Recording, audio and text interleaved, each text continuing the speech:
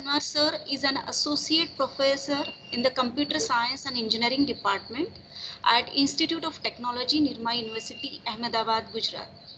He is a visiting professor in Jan Wyszynski University in Polkowice, Poland, University in Pitesi, Romania.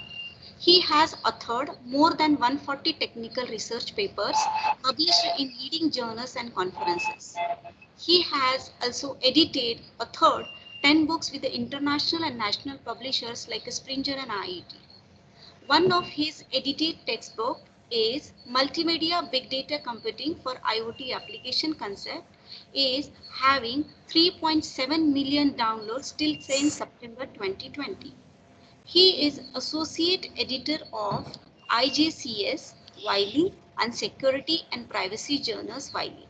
He was invited as guest editors, editor board of members of many international journals and invited keynote speaker in many international conferences. He has been awarded Best Research Paper Award from IEEE Globecom 2018, IEEE ICC 2019 and Springer ICRIC 2009. I request to our second session guest, please kindly proceed for your session. Thank you, Dr. Mane, for the brief introduction. And first of all, I would like to thank the organizer for inviting me to share my views related to the consensus protocol. I hope my voice quality is okay now. Yes, sir. Yes, sir. No problem. In between, if you feel, then please ping me. Okay. Yeah. And if I am changing my slides are changing at your end. Yeah, sir. Okay. Thank you very much, ma'am. So I have just attended last 15 minutes of the first session of this STTP. The ma'am has already told about the blockchain, what about the blockchain and all. So I will tell you in brief, as per my understanding, what exactly the meaning of blockchain and why this blockchain is going to change the market, whether it's a financial aspects or whether it's a kind of energy sector or all. So let me first brief the outline because I'm going to take two lectures, one lecture today and one on 16th. Okay. And I'm just try to cover these aspects in these two lectures. First, I'm going to discuss about the introductory part of the blockchain as per my understanding, what exactly the meaning of blockchain and why there is a requirement of consensus and what is the need of consensus while we are discussing about the open environment or closed environment with some couple of good examples. And in the next part of my lecture, I'm going to discuss about the categories of consensus protocol. How can you divide the consensus protocols based upon the environment? If your environment is closed environment, then in the closed environment, the same set of consensus protocols are applicable or not, or what to do if the environment is a closed environment, or we can say the permission environment, then same set of consensus protocols are applicable or not. That we will see by taking couple of real-time examples. So I'm going to discuss about the Paxos and Raft and BFT and PBFT. These are the permission environment. And in the next part of my lecture, I'm going to discuss about, because this is a kind of a hurdle among the researcher, that which tool I'm going to select, which tool is having merits and demerits against if we are going to compare one with the another, or if how I'm going to select a tool if depending upon the application specific nature. So that I'm going to discuss and some of our findings, our contribution in the area of blockchain. Okay, and on 16th lecture I am going to take my second lecture on 16th of December. I am going to have some kind of hands-on, 1 hour hands-on or 45-minute hands-on, how to implement these consensus protocols. But prior to implementing the consensus, I believe that the audience must have some fundamental knowledge about how these consensus protocol works and what are the terminologies associated with these consensus protocols. So just to start my session, so because we are the academic community and we are going for some ranking agencies like NBA and NEC, and they are asking what is the significance of this course. So like the same way, I have included one slide that what is the learning objective of this particular lecture, what you people are getting after attending this. So some nut and bolts of the consensus protocol and their need, what is the need of consensus. How will you prepare the taxonomy of consensus protocols with respect to the permission environment and with respect to the permissionless environment, or we can call it as an open environment or closed environment. And what are the different tools and techniques after this lecture, this and the next lecture, you people must be familiar about what are the different categories of tools and techniques are available to develop a new consensus protocol. And this is a very good takeaway from this lecture, that how will you frame out your case study. Let's say, for example, you are working in the area of smart grid and you are an electrical guy. How this blockchain is going to help you in the electrical domain or in the smart grid area. So if you are selecting an area, what are the pros and cons to select an area, and how will you frame out the case study, and why this blockchain is going to be integrated with the existing technologies. Okay, so that is the core. These all are the takeaways from this and the next lecture. So now, just to start with I'm just discussing about the fundamental related to the blockchain, although these parts are already covered by the previous speaker, but in my context, I will tell you in my way what is exactly the meaning of blockchain. Let's say, for example, forget about for the next 5 minutes about the blockchain. What is the traditional way? If let's say, for example, I am having one Microsoft document available with me, and I want to share this Microsoft document to one of my friends. Okay, so traditional way of document sharing is where I just drafted an email and make a kind of attachment and send it to one of my friends. Okay, so in this particular traditional way of document sharing, these two persons cannot simultaneously update the document. So this is a lacuna in the traditional way of document sharing.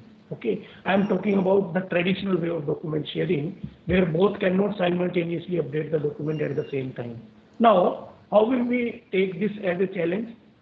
Now, let's say, for example, all of you know that Google Docs is going to help you, where you have to give some kind of restrictions. And whenever you are sharing one sheet or one Word document to one of your friends, then depending upon the rights, whatever rights you have given, that particular gentleman is going to make a kind of editing. So that means both the user can simultaneously at the same time can do the editing.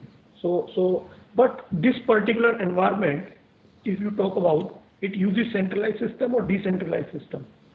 So this particular environment is still centralized environment, and you know it very well that the centralized environment has its own pros and cons. So my next question is, I'm going to cover my presentation in the form of questions, so that because these questions may strike in your mind, then only you can try to correlate my theoretical context with these questions. So the next question is, if this environment of sharing the document is a centralized environment, so next question is, does the centralized environment harm? So there is a big question mark, and I can say that, let's say, for example, if I add more complexity to it, if the bandwidth is a problem for a particular enterprise, so in that particular way, you cannot upload your work, you cannot upload or work on the shared document shared by one of your friends. So centralized environment is not going to help us in this particular environment where we are going to perform a kind of a document sharing. Now, the centralized systems are facing some kind of problems, and what are those problems? A single point of failure. Let's say, for example, out of 60 nodes, one of the node fails, then you are not in a position to receive the data from this particular end. Although from other end you are getting the data, so single point of failure is going to create a kind of a problem. So next problem is, if you don't have a sufficient bandwidth to, even sometime it happens practically that one document shared by one of my friends, and I don't have sufficient bandwidth available with me, so it is not feasible for me to open even that particular document, forget about working on that particular document or editing it. And next one is, what if the server crashes? So these are the some of the problems faced by the centralized system. Now, just to make a kind of a familiar you people about, although I'm going to talk about much about the decentralized environment, but for your better understanding, I have kept this slide that what exactly the difference is between the centralized environment, decentralized environment, and the distributed environment. So if we talk about in terms of the centralized environment, we have already talked about the centralized environment where the complete reliance is on a single point. So let's say, for example, if I talk about cloud computing, in 100% practical aspect, we cannot say cloud computing is a centralized environment. Nowadays, it uses some of the concept of the decentralized environment also. But let's say, for example, if the centralized server fails, then all nodes fails, and scalability remains to be a problem in the centralized environment. Now, coming to the decentralized environment, so as you can see clearly from this particular diagram, that instead of having the single point of contact in the decentralized environment, we are having the multiple point of coordination. So this is the beauty of blockchain and motivation of using the blockchain, because in the blockchain, we are having multiple point of contact in a multi-party environment. If we are having the multi-party environment, and in the multi-party environment, we are having the multiple points of contact, then if anyone fails, then we have the second one available, which will take away, or which will take the work of the another cluster head, or you can say the group leader. So this is about the decentralized environment. Now the next one is the distributed environment. So if we compare the distributed environment against the centralized or decentralized environment, then instead of single point of contact or multiple point of contact, here everyone collectively executes the job and no central controller is available. So like if I take an example, your internet, World Wide Web and email, all these are working on the principle of distributed environment. So although I have explained these three, but I am much more focused towards the decentralized or distributed environment. Now moving further, now I am coming back to my previous question that the centralized environment is not going to solve our purpose, number one. Number two, if we have the Google Docs available, then still Google Docs is using the centralized environment, so it is not going to help us. So what could be the possible solution if my problem is I want to share one document with another friend? Now, let's say for example, one document I want to share with one of my friends, and everyone can edit on their local copy of the document, and the consistency is more important here. So I can say the internet is going to take care or ensuring the information consistency. So what is the main motto of this consistency? Consistency plays an important role in any of the application or in any environment.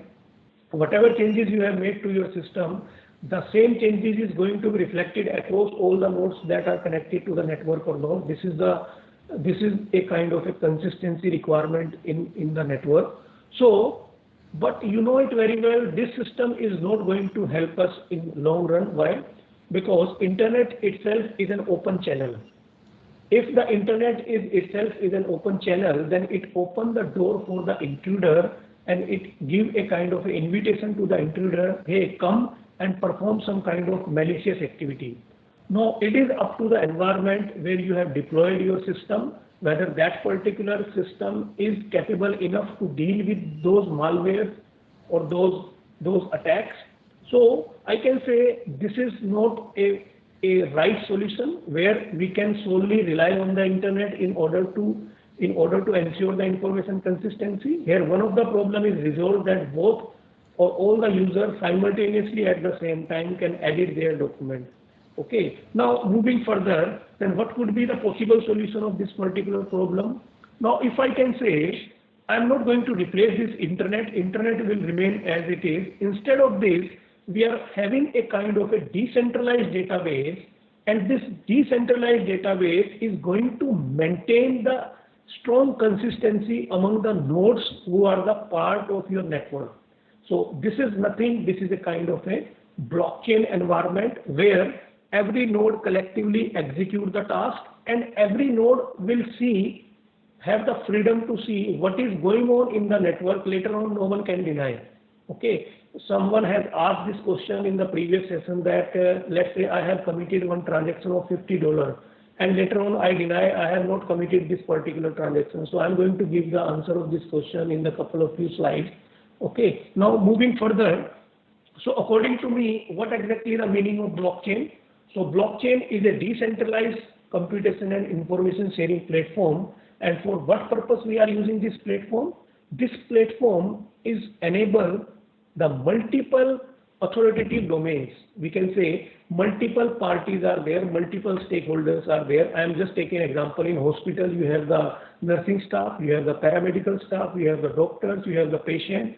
Under the patient category, you have different categories of patient, critical ill patient or normal patient, or likewise you can divide these different categories. So the complexity is more.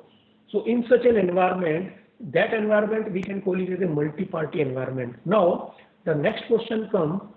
Let's say for example, if they do not have trust on each other. Let's say for example, the owner is entirely different. Okay, and owner is not sitting full time on in the hospital. Now, what the owner don't have trust on the management side. So in that particular environment, the blockchain could be a viable solution where the multi-parties are not having trust on each other, but still they want to cooperate, they want to coordinate, and they want to collaborate. For what purpose? In order to establish a decision-making process. I will tell you a simple example. Let's say, for example, after passed out from any of the university, 5 students think that no, we are not going for the placement activity. We want to start our own entrepreneur. Okay, we want to start our own organization, our own startup.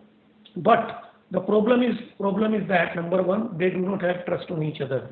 Okay, but if they do not have trust on each other, is there any technology available where they can monitor the activity of each another?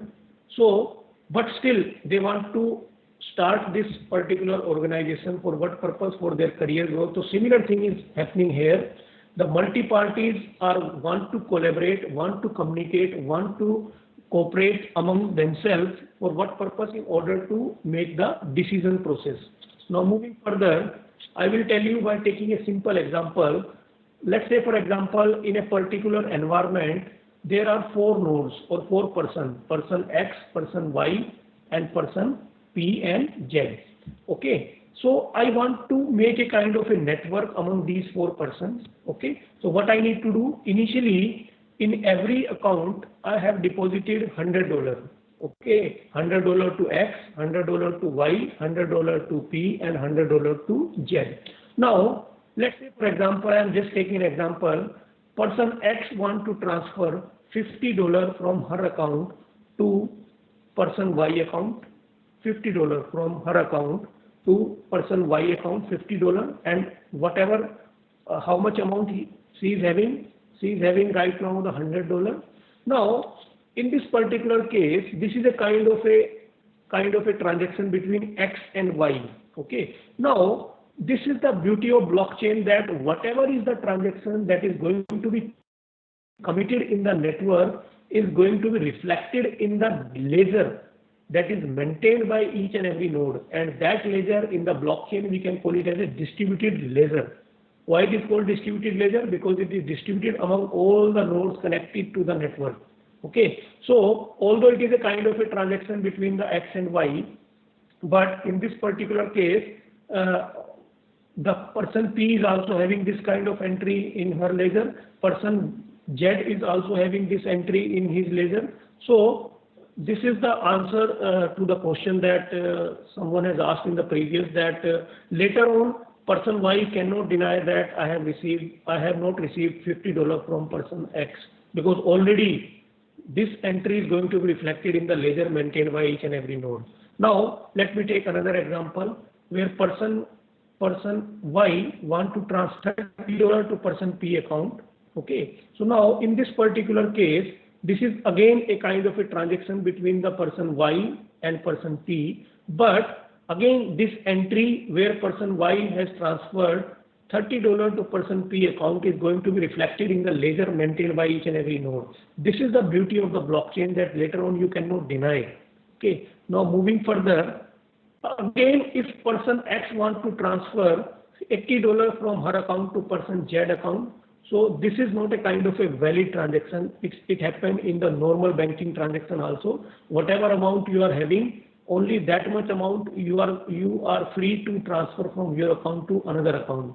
But if you are having insufficient fund, you are not able to make this kind of a transaction. So same thing happened here. So due to some insufficient fund, this particular transaction is not going to be completed.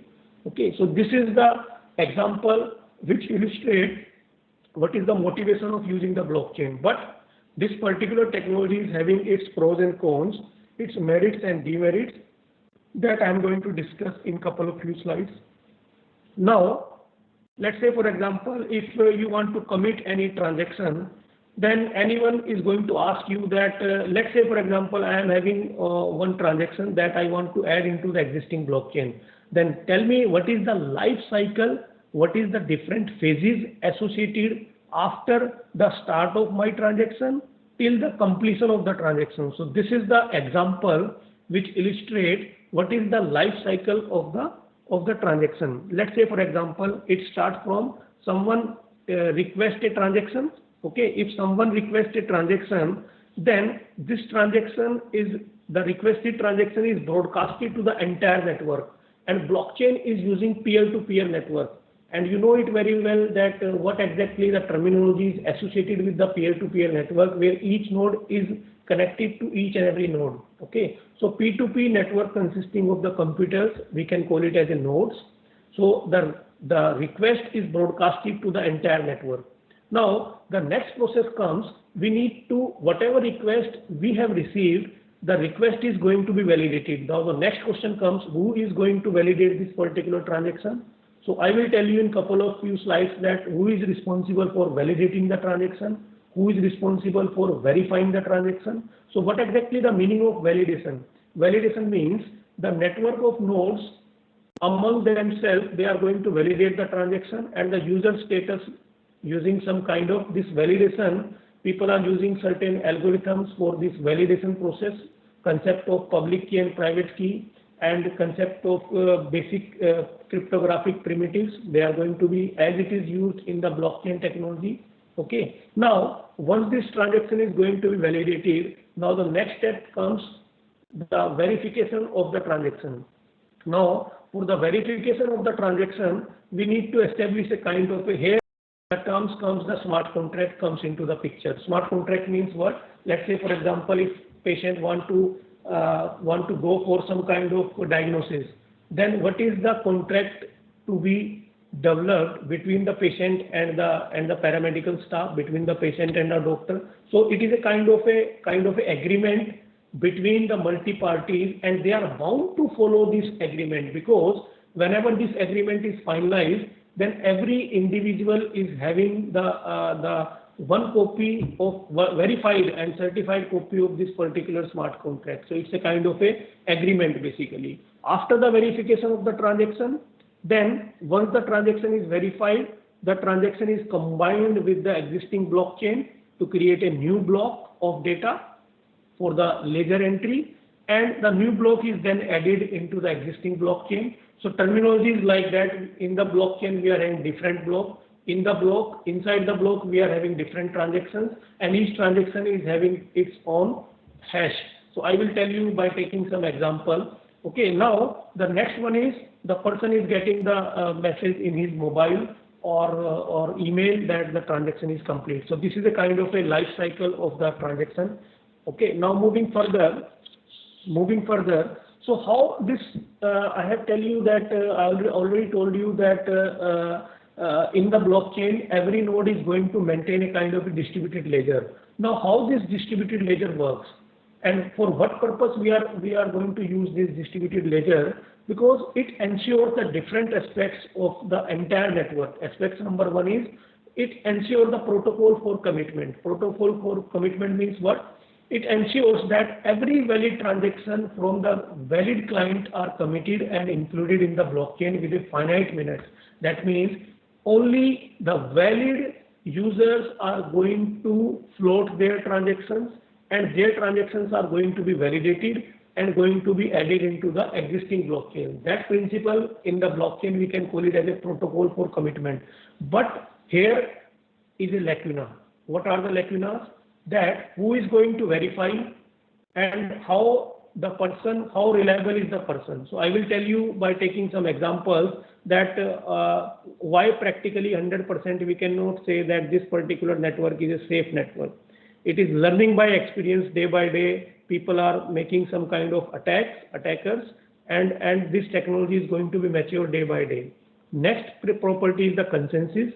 So why there is a need of consensus? Because it resolves the conflicts between the different parties involved in your network, and it ensures the local copies are consistent and updated. It is not like that in your network you have 50 nodes attached, and out of these 50 nodes, it's not a kind of a monopoly that 10 nodes are not having the updated and revised ledger and 40 are having updated and revised ledger. It is not like that. So this is not the case in case of the blockchain. Next one is the security. Once the transaction is committed, no one has the right to make any changes into the existing transaction. If you want to make changes, you have to initiate a new transaction. So that's the way we can say that once the data is stored into the blockchain, it's a tamper-proof basically. Okay. Now the next one is the privacy and authenticity. Let's say, for example, if in any healthcare application you want to deploy this blockchain, and I am having a particular disease, so why I want to disclose my name, my disease, my telephone number? Getting my point? So in this way, we can say that how the blockchain is going to maintain the privacy of the user, particularly in the environment where the user do not want to disclose their identity. So blockchain is going to hide, because in the blockchain we can call the user by their hash. Okay, it's not by their name, their name Ram, Sita, no, not by their name, only by the hash values.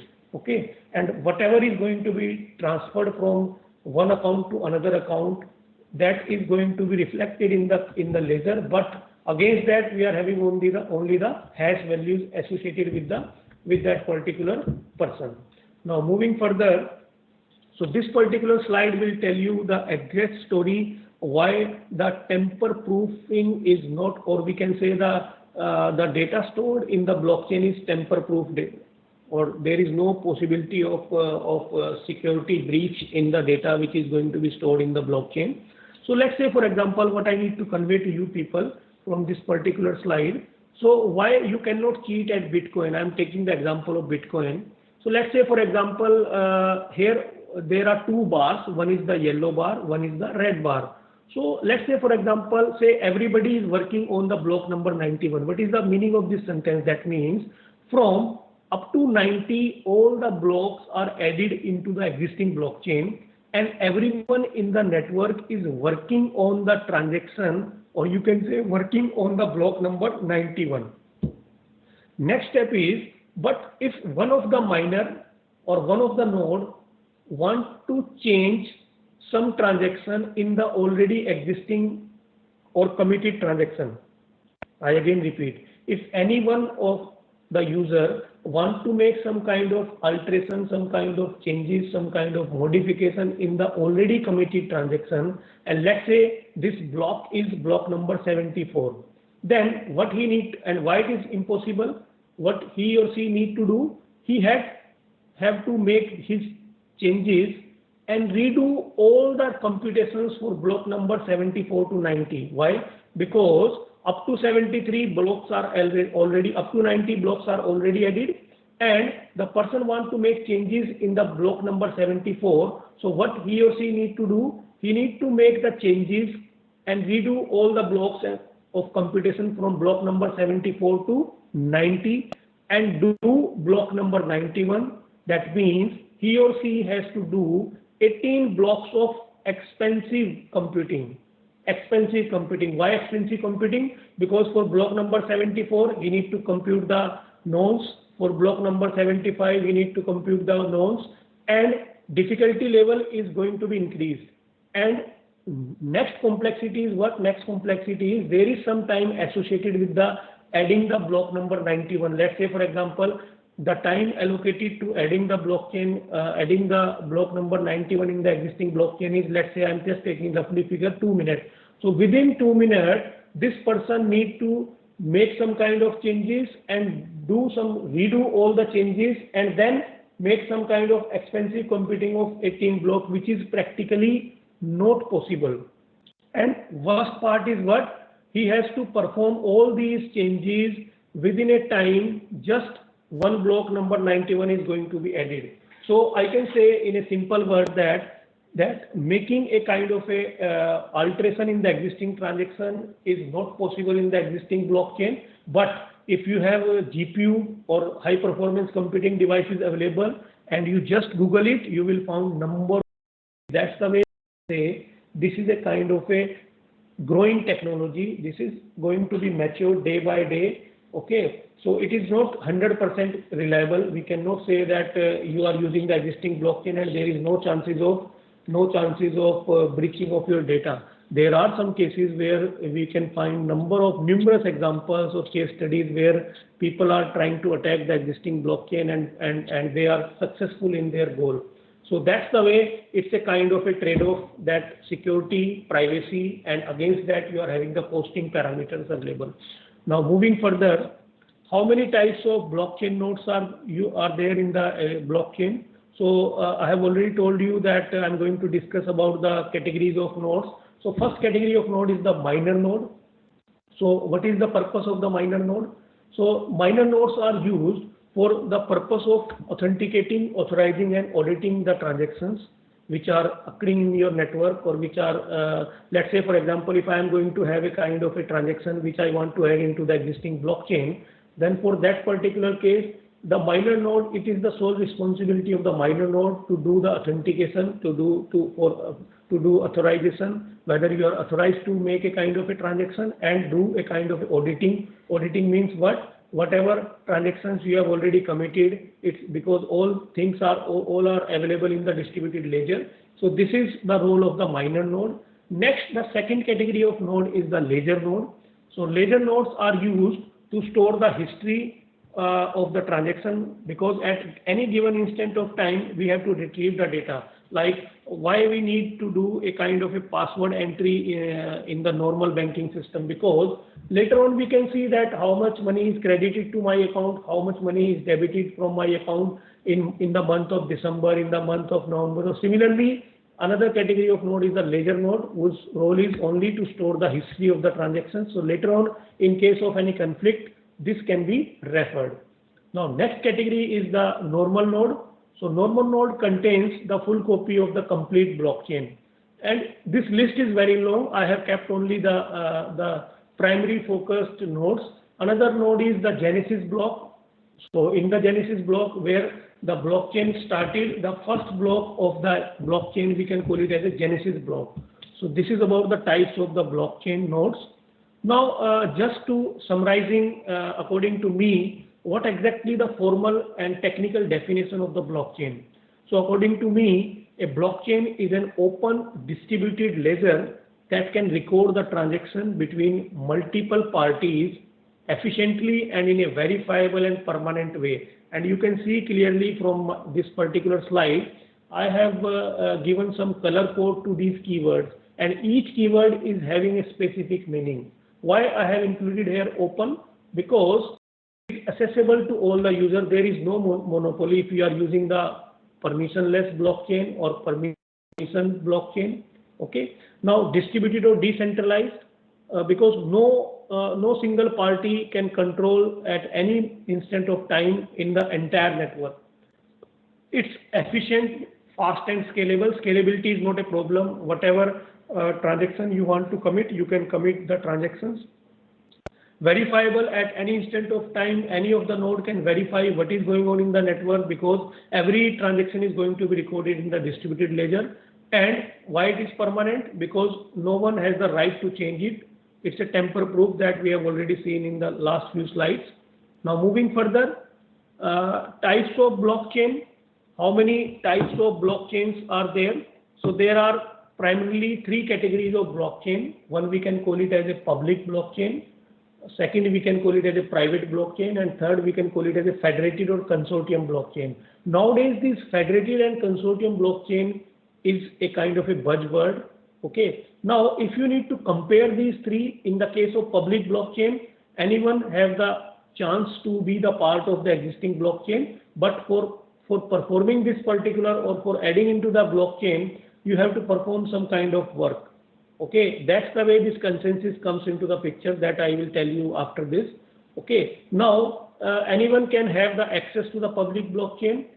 In the case of private blockchain, its access is restricted. Let's say you want to use IBM blockchain or you want to use Microsoft blockchain. So within the domain of the IBM or within the domain of the Microsoft, you have the flexibility available to use that particular blockchain. Federated or consortium blockchain, where some group of companies come together and have a chance to join some collaboration in the form of some project. Then this is called a federated or consortium blockchain. So these are some of the parameters according to which we can compare these different categories of blockchain. Let's say, for example, if you want to compare speed-wise, transaction speed, which blockchain is having the highest speed, which one is having the lowest speed. So public blockchain, because anyone can join at any instant of time, like in the Bitcoin of network. So its transaction speed is slow. If we compare it with the private blockchain, it's lighter and faster because number of users are less. And in case of federated or consortium blockchain, lighter and fast. So these are the different examples. If you want to take the example of public blockchain, the Bitcoin and Ethereum, these are the example of public blockchain. And if you want to take the example of private blockchain, Hyperledger, different variants of Hyperledger, these are the example of private blockchain. And Corda, Quorum, these are the example of federated or consortium blockchain. So although I have kept only few examples, the list is very long. Or just to move further, now the role comes because in the earlier part I have discussed some fundamentals of the blockchain according to my understanding. Now the main concern of my talk is the consensus. What is the role of consensus in the blockchain network? Now I will tell you in a simple way. Let's say in your family, in a family you have mother, father, son and daughter. 4 members. Okay. Now they have to decide, listen it very carefully, they have to decide where they have to go for the dinner today. Okay. Now all 4 are having different opinion. Father say we have to go to the North Indian restaurant, mother say we have to go to the South Indian restaurant, sister say we have to go to the McD, and another one say we have to go to the Gujarati restaurant. So 4 members of the family are having 4 different opinions. Now how to decide whether we have to go to Gujarati, North Indian, South Indian and McD? Okay, how to decide? So that is a kind of a problem where we need to resolve the conflict among the 4. So forget about the normal Indian families, because what happens in normal Indian family, we have to blindly follow the father. Whatever is the father saying or mother saying is the right, we have to follow. Okay. So, but forget about this. Now, how to resolve these conflicts? How to decide? So then the roles of consensus protocols comes into the picture. Okay. When you have a multiple decision maker in your network, when you have multiple decision maker in your network, then frame out the consensus among all the nodes is a big challenge. Then in order to resolve this particular challenge, different researchers have proposed consensus protocol by their own assumptions, so that we are going to discuss. So now coming to why there is a need of consensus. If in the family there is only one decision maker, father is solely responsible and solely we have given the freedom to the father that you have to decide where we have to go. We are not going to ask you question. You have to decide. So that means you are responsible, your father, for given the authority to your father, that father will decide where the family has to go for the dinner. So this means if you have one decision maker in your network, then there is no need of consensus. because then there is no conflict, no chances of conflict. Then again, if I can say why there is a need of consensus. So why there is a need of consensus? Just a minute. Why there is a need of consensus? Just a minute. Make it as a full screen. Okay, why there is a need of consensus? We need consensus if we have more than one decision maker. We have more than one decision maker in our family.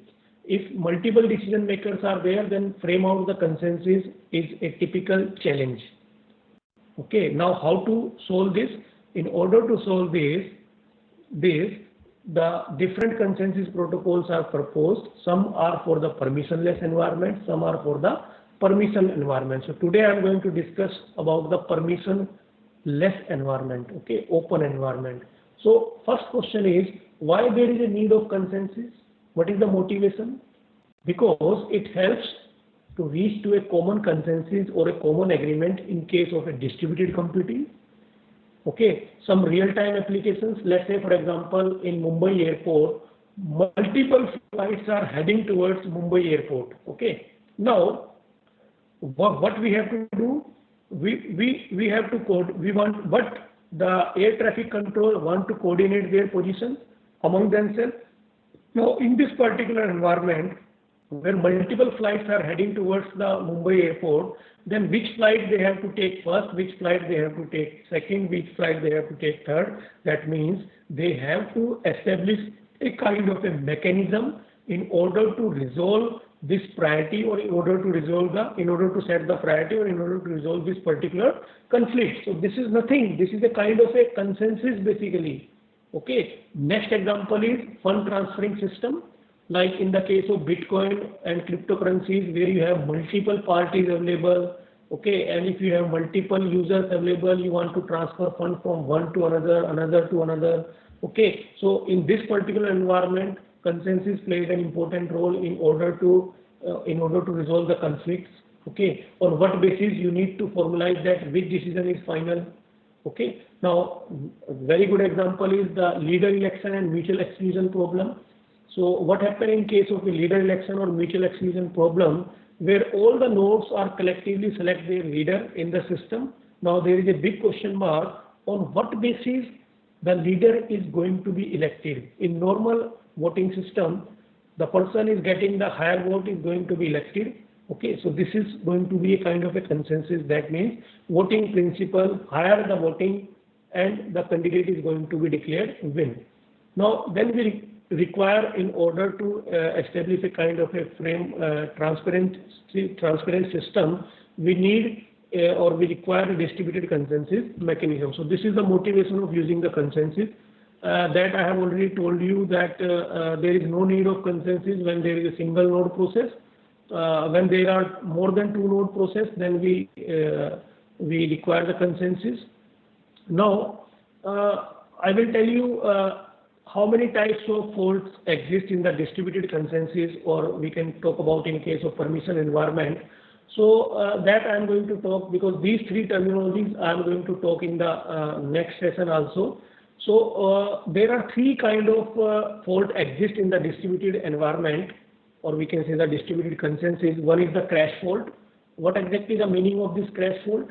So crash fault means, let's say you are having the node, you are having a network of 20 nodes, and let's say you are not getting the data from node number. Let's say, for example, I am just make it more clear. You want to measure the temperature of any particular room in your university. So you have deployed, let's say, 20 sensors in that particular room in the different locations. After some iteration or after several times, sometimes you are not getting the data from sensor number 1, sensor number 5, sensor number 7. I am just taking imaginary figures. Okay. Now, this kind of fault, we can call it as a crash fault. Okay. But this crash fault may be recovered. After some time, there is a feasibility that you are getting the data from sensor number 1, but not from sensor number 5 and 7. Okay. So such category of fault in the blockchain, we can call it as a crash fault. Now, second category of fault in the blockchain is the network or partition fault. What exactly is the meaning of this network of partition fault? let's say, for example, you are having 50 nodes in your network, or 50 users are available in your network. Now, initially, your network is single network, but node number 35 and node number 36 are connected by a single link, or it's a kind of a connectivity, network connectivity by using any way of connection. Okay, but after some time, there is no connection between the node number 35 and 36. So because of this link failure, your single network is partitioned into two different networks altogether. So when the network gets partitioned into two networks, then there is no communication between the network number 1 and network number 2. So this kind of category we can call it as a network or partition fault. Another and very important fault is a Byzantine fault. Byzantine fault means what? Let's say, for example, initially you have performed a kind of a authentication mechanism. Let's say you have an established network, you have the security protocols available. Initially, you have checked the authenticity of the user, whether that particular user is authorized to enter into the existing system or not, and that person is very much authorized. Okay, you have given the authority to enter into your system, but after some time, if that particular gentleman started behaving maliciously, then it is very, very dangerous and very, very complex to handle if any of the user or any of the nodes started behaving maliciously after some time or after the authentication process. So this kind of fault, we can call it as a Byzantine fault. Okay, and Byzantine fault occurs because of the hardware fault or the software error. So these are the different categories of fault. Why we have discussed this? Because whenever I am going to discuss the consensus protocol, then these are again come into the picture. So you know what is the technicality or fundamental related to these different categories of faults. Now moving further, now we are going to discuss the consensus mechanism related to the permission-less environment or open environment. The first one is the proof of work, or we can call it as a POW. So most of the implementations of the Bitcoin proof of work use double SHA-256 function. So this SHA-256 is not a new concept. It's not a new algorithm, security solution.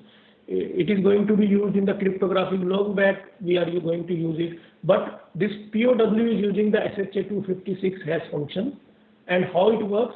Because the miner has to collect the transactions for approximate, let's say, 10 minutes. It's a default setup time.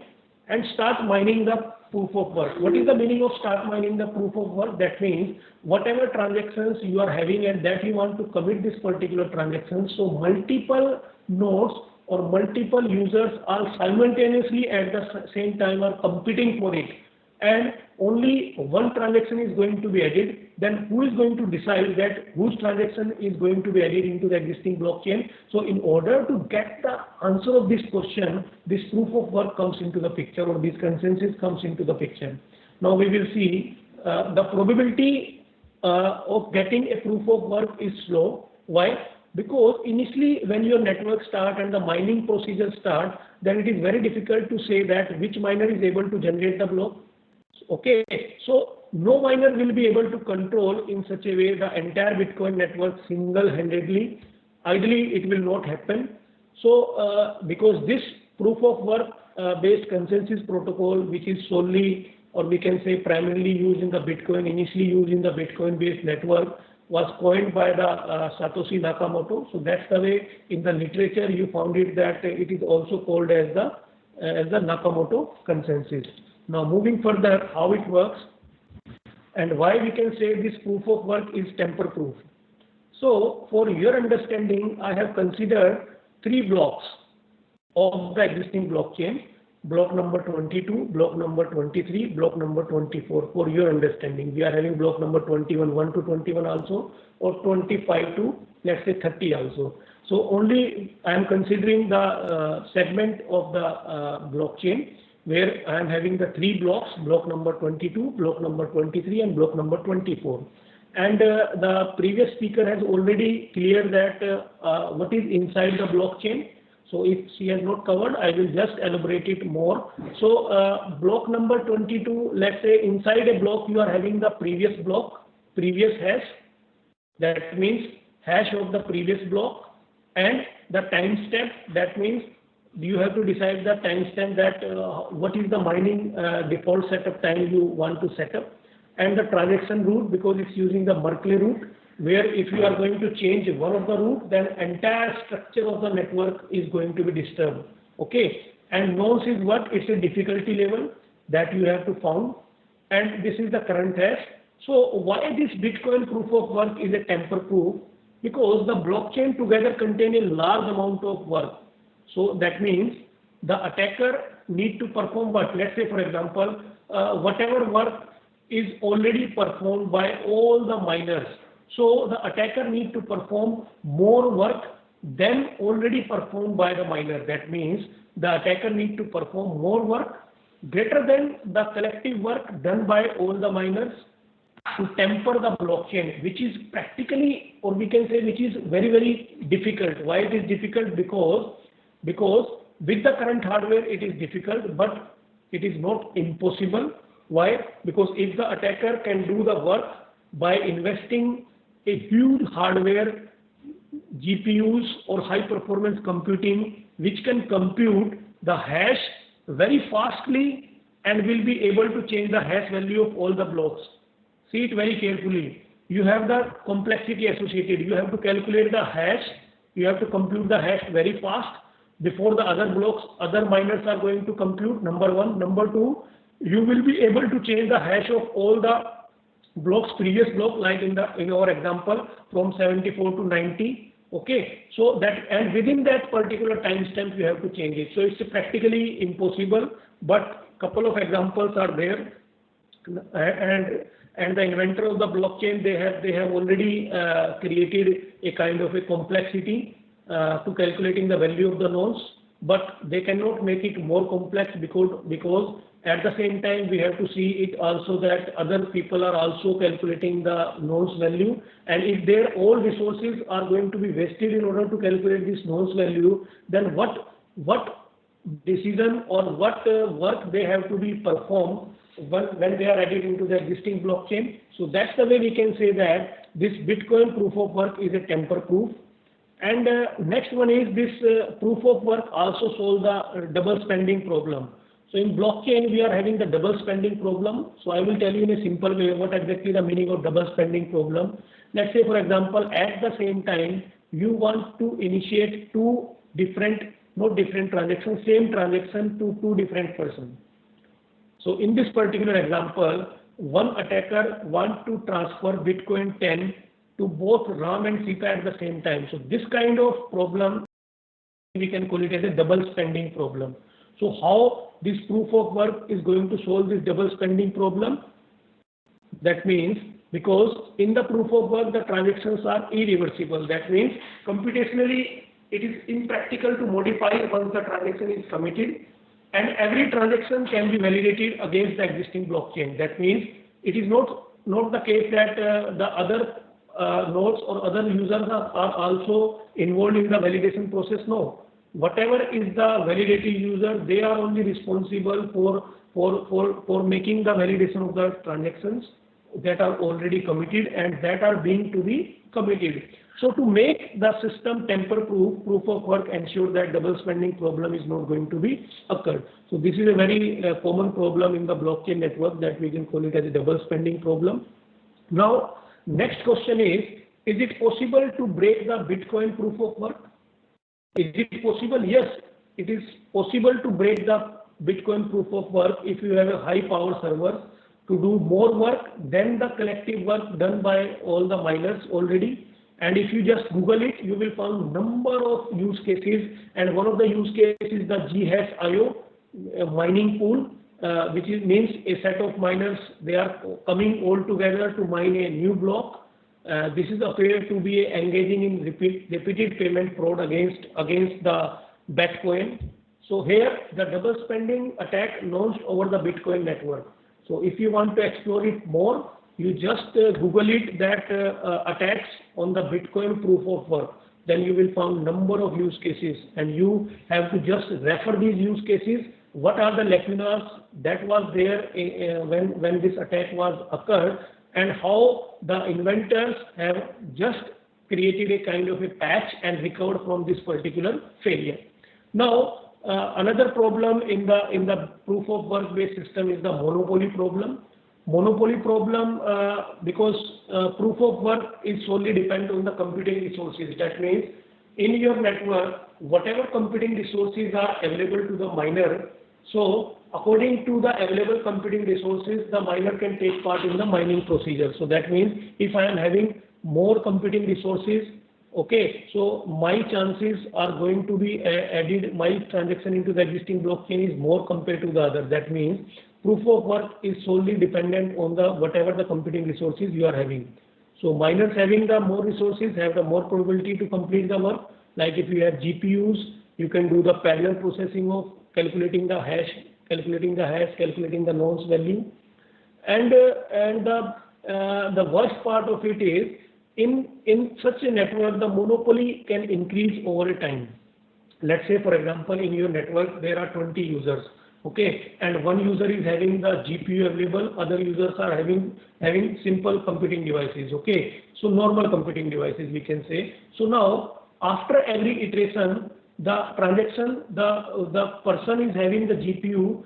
He has given the flexibility by the system, by the proof of work based mining system to that his transaction is going to be added into the existing blockchain. Then other 19 users are saying that for what purpose we are going to take part in the mining procedure if our transactions are not going to be added. This is the lacuna basically. So that is a kind of a monopoly problem, and it can increase over a time where the miners will get less reward over the time. Users get discouraged to join the miners, and this rewarding concept will come into the picture because of this reason that if only once one user's transaction is going to vary into the existing blockchain, then in the next iteration, why the other users are going to perform their transactions or going to take part in the mining procedure. So this is the way that this reward concept comes into the picture.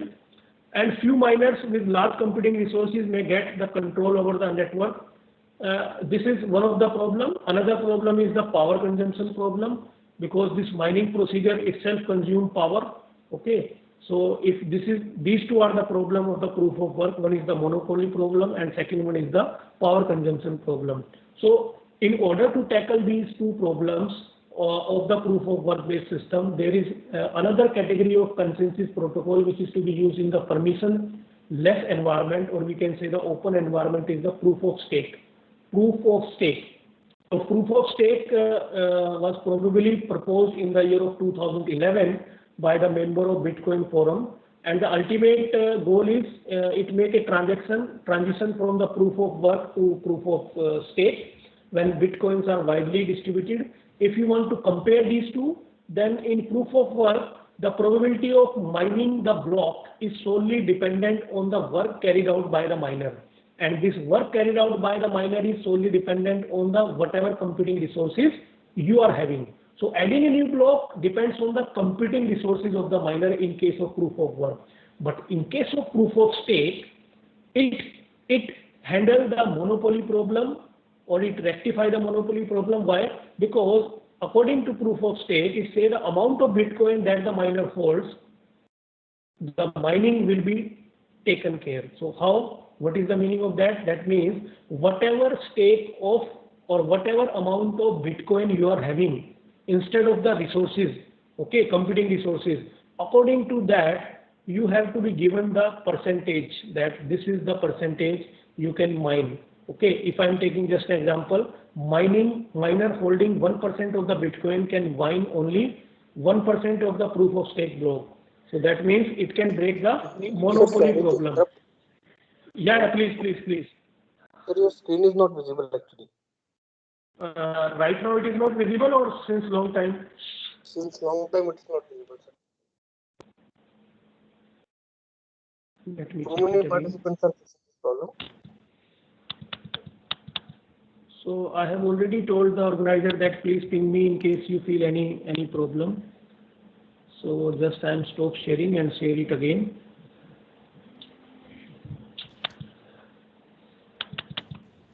Hello? The screen is Yes, visible, ma'am. sir. Screen is Screen visible. is visible. Yes, sir. Visible now. Yes, sir. Yes, sir. Yes, sir. Now No problem, not an Let issue. just a minute. Just a minute. There was no any problem. Yeah, screen is visible only. So, discussion. now it's So, visible. this, Check your network. If any problem, it will No, happen because it's visible that. sir, you continue your session, it's visible. okay. Thank you, ma'am. No problem. Is a problem. It is not visible. Just a minute. Just a minute. Now it is visible. Now It was not changing. Now it is changing. Yeah, it Yes, is. sir. Yes, sir. Yes, Try sir. one more so that Okay. we'll confirm. Okay, thank you very much. So, in case of proof of work, the amount of Bitcoin that miner holds is solely the mining procedure is dependent on that. So, whatever amount of Bitcoin you are having, according to that, you can mine that particular block. Now, coming to the proof of stake. So, proof of stake provides the increased protection because it executes a transaction, because here executing the attack is very much expensive if we compare it with the proof of work. Why? Because attacker have to invest the more number of Bitcoin if the attacker want to make a kind of a attack in the existing system. But at the same time, it reduces the incentive for the attack because the attacker need to own a majority of the Bitcoin, and an attack will have more effect on the attacker. So there are different variants of the proof of stake, and here the stake meaning sometime in the literature you will find it as a stake, or sometime you can find it as a wealth. And if you want to explore it more, then I will tell you some example. A coinage, you can find more examples of the proof of stake based system that are to be used in the coinage, where the number of coins multiplied by the number of coins have to be held in the system, where it is to be used in the peer coin based network. Now, the next category of consensus protocol is the proof of burn. So what exactly the meaning of this proof of burn? Instead of the computing resources, instead of the amount of Bitcoin that we are having here, the miner should show a proof that they have burned some coin in order to take part in the mining procedure.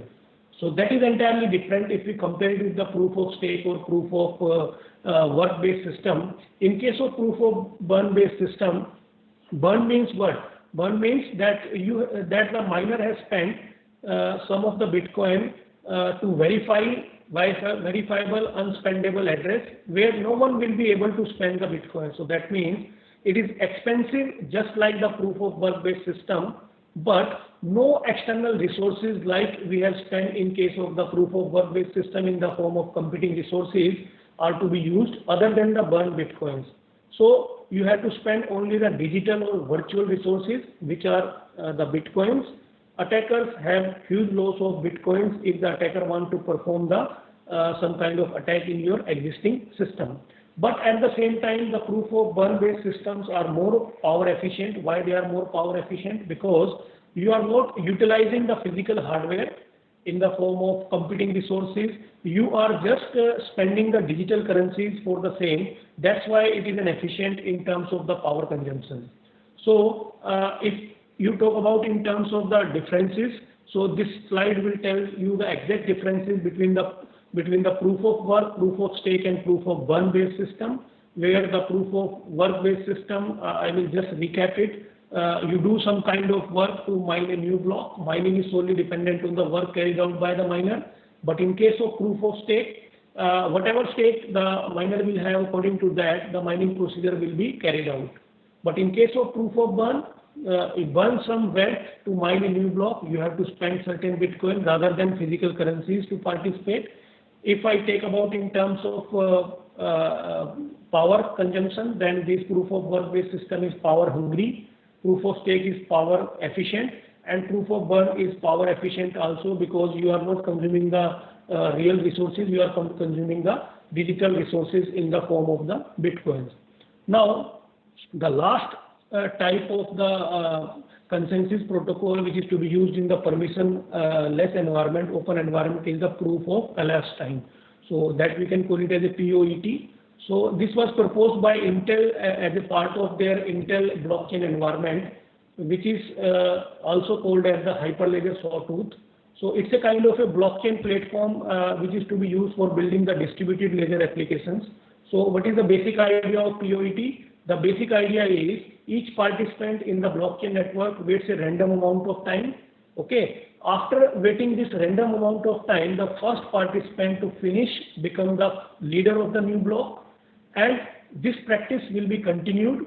That means make the randomization among the miner. So the miner who complete this random waiting time or who complete this random waiting time first, that miner will have the chance to propose a new block. That means, but again, there is one problem.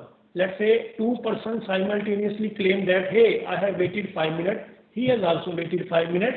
Now, how can you resolve this conflict that these two miners or these two nodes are waited simultaneously, same time, 5 minutes, 5 minutes? Now, this is a challenge in case of POET based system.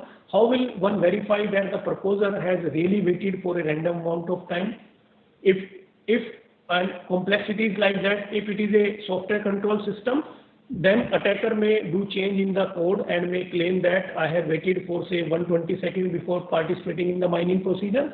So just to verify it, Intel came up with a CPU instruction set that they can call it as a Intel Software Guard SGX, which is a trusted execution platform and which is a hardware code, not a software, where you can write your code. So the trusted code is private to the application. So it is hardware control, not the software control. If it is a software control, yes, please. If it is a software control, then there are some chances of the of making some kind of error, some kind of injection of fault. But in order to avoid it, Intel came up with a hardware control SGX system. So in nutshell, I will tell you it works. POET works both for the permissionless and permission environment, but the proof of work, proof of burn and proof of stake work, they are primarily used for the permissionless environment. So this is the end of my first talk related to the consensus protocol for the permissionless environment if the environment is open environment.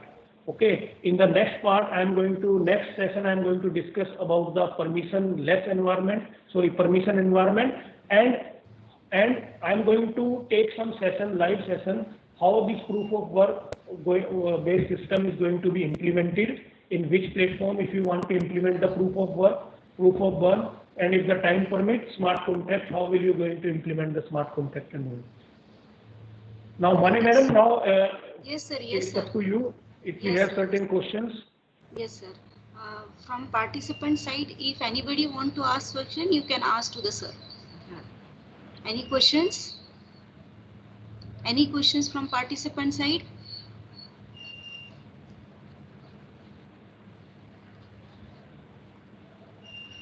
Any questions? You can raise your hand, sir.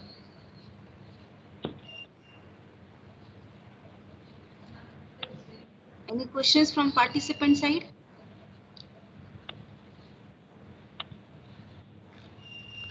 Okay, fine. Now, any questions from participant side? Okay, fine. Now, I hope all participant concept is clear on the session of role of consequence protocols for permissionless blockchains. Now I conclude the session. First of all,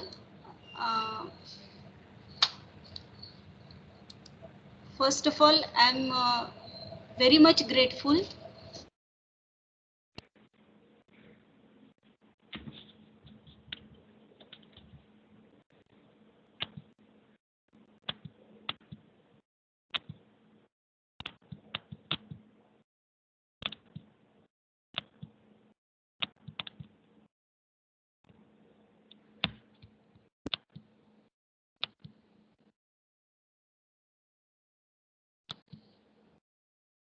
Hello.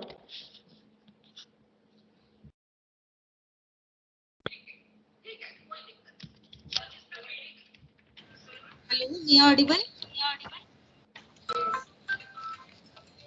Hello, me audible? Yes, ma'am. Yes, you are audible. Yes, please. Sir, I hope all participant concept is cleared on the role of consequence protocol for permissionless blockchains. Now I conclude the session. First of all, I am very much grateful to Dr. Sudeep Tanwar sir for accepting my invitation. Really, thank you very much, sir, for your informative outcome-based session. And thank you, sir, for mentioning in your PPT the real applications like flight control, foreign transferring. These applications you are mentioning in your slides. And lastly, it's very nice presentation. Thank you very much, sir. Thank you, ma'am. Thank you. Thank you. Thanks a lot, sir. In the next session, I am going to give some flavor to the hands-on also. 45 Yes, minutes, sir. 40 to 45 minutes, how you are going to implement this proof of work, proof of burn, what tool you are going to use. So that, because prior to that, you must be familiar about the technical depth of the concept also. Then only you understand that how it is going to be implemented. Okay, sir. Fine, sir. No problem. Thank you, ma'am. Not an Thank you. issue. Thank Okay. you. Thank you very much, sir. Thank you. Participants, right now we will take a lunch break. Lunch break will start from 1:45 to 2:15 p.m. Third session will be, we will continue at 2:15 p.m. to 3:45 by Dr. Neeraj Kumar sir, who is a professor in Thapar Institute of Engineering and Technology, Patiala. You can join your session at 2:15 p.m. Thank you.